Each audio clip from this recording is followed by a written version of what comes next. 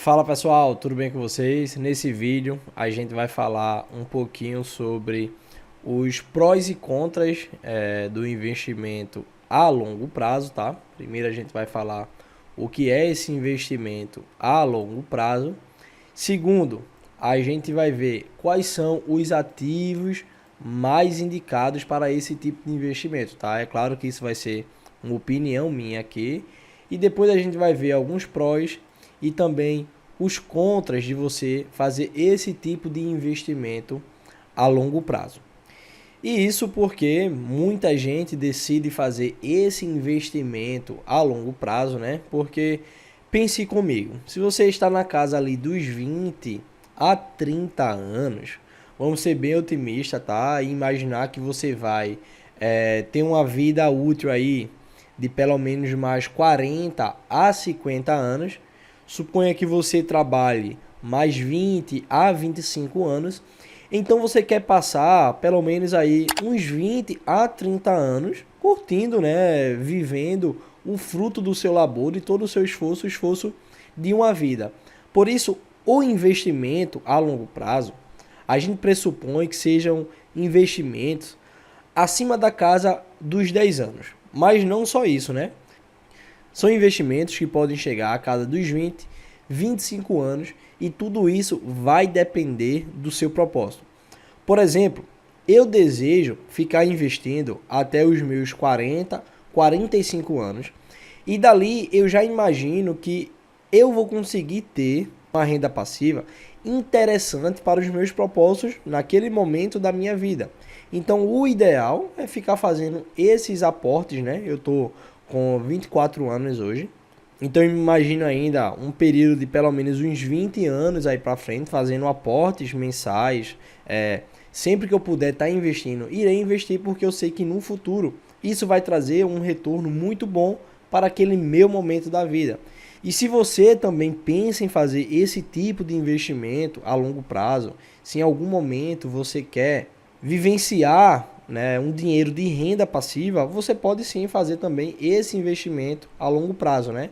É claro que quando você pensa tem uma jornada muito grande pela frente, mas pior seria caso a gente deixasse para fazer isso depois, né? E pior vai ser se caso a gente não fizer esse investimento. Bom, vê só, essa imagem aqui ela é meramente ilustrativa, tá? Porque aqui contém ações do Brasil, ações dos Estados Unidos, fundos imobiliários, renda fixa, inflação, renda fixa pós-fixada, renda fixa pré-fixada. Eu vou querer usar esse gráfico de pizza aqui para a gente ter uma ideia do que a gente está falando, ok? Primeiro ponto, você definiu que os seus investimentos serão aqui na Bolsa de Valores do Brasil. Mas isso você, ao longo do tempo, é claro, você pode mudar isso para as bolsas dos Estados Unidos, que, por sinal, são as melhores empresas do mundo, né? Você pode decidir ao longo do tempo, querer se aproveitar também da renda fixa. Você pode querer em algum momento, tá? Ter um pezinho em criptomoeda, enfim. Você pode decidir fazer várias coisas ao longo do tempo, mas eu vou assumir aqui para esse vídeo que a maior fonte, né, de investimento, os nossos maiores ativos, serão na Bolsa de Valores. Então, esse gráfico de pizza aqui, eu vou usar mais ou menos essas porcentagens para a gente ter uma ideia do que é que a gente faria. Então, perceba uma coisa aqui comigo. Vamos supor que você quer traçar um período de 10 anos. Eu vou botar o mínimo aqui, tá, pra gente? Período de 10 anos. E aí, você tem duas grandes opções na Bolsa Brasileira para fazer esses investimentos a longo prazo, que são os fundos imobiliários e você tem também as ações.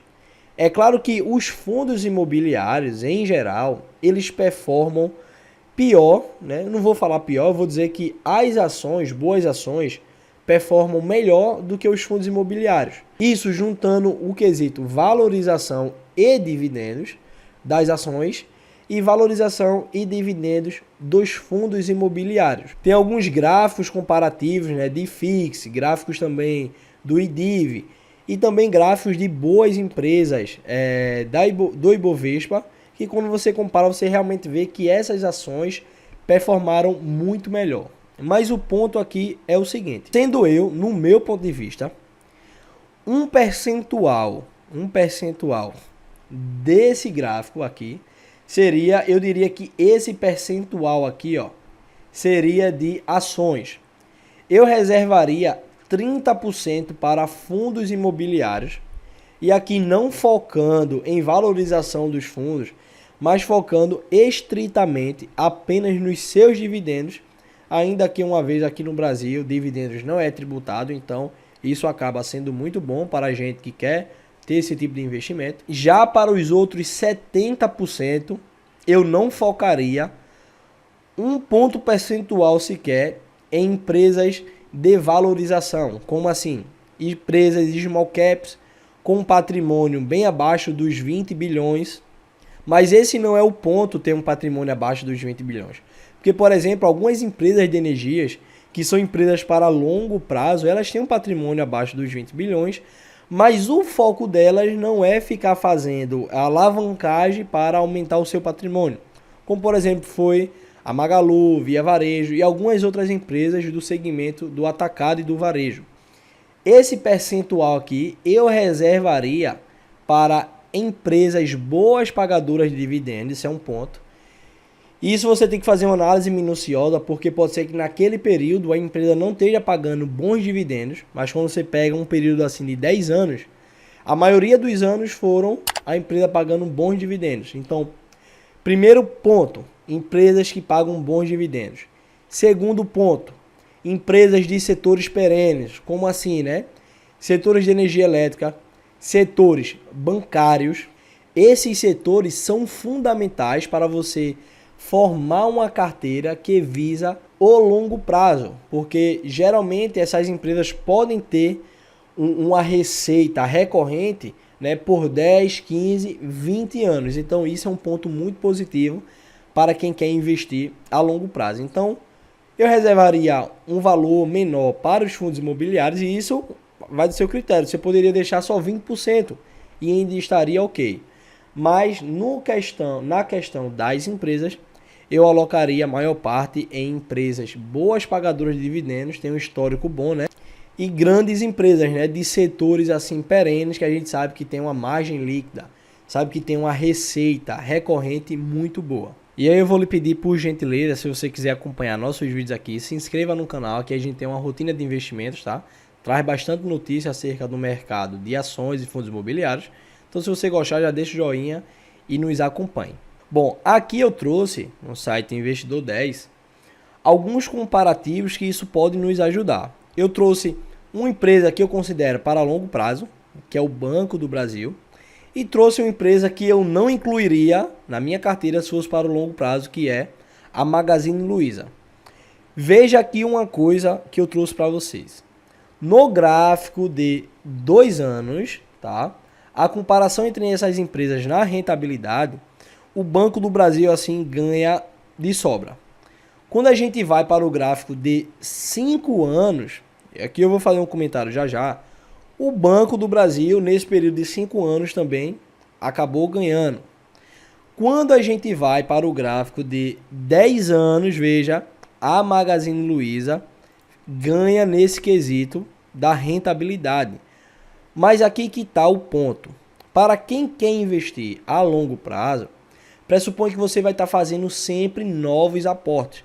Você não vai colocar um valor fixo e deixar aquilo, né, a 10, 15, 20 anos. Não, você vai estar fazendo aporte. E qual que é o problema? Perceba que o gráfico do Banco do Brasil, o gráfico, eu diria que ele foi quase que constante, mas subindo, né? Já o da Magazine Luiza, ele subiu bastante, mas a queda foi proporcional. Então esse que está o perigo aí, ó, porque nesse período aqui você teria se dado muito ruim com a Magazine Luiza, mesmo que o Banco do Brasil não tenha triplicado, quadruplicado, é um crescimento constante, sólido e firme. E é isso que a gente busca para o longo prazo. Eu trouxe, aqui tem alguns outros exemplos, né, que é a evolução da receita. A Magazine Luiza cresce no gráfico de 10 anos, de 5 anos diminui um pouco, né, 2 anos também, porque vem caindo. Quando a gente vai para a evolução do lucro, aqui é importante, ó, no gráfico de 10 anos, o lucro do Banco do Brasil maior, e isso é importante, tá?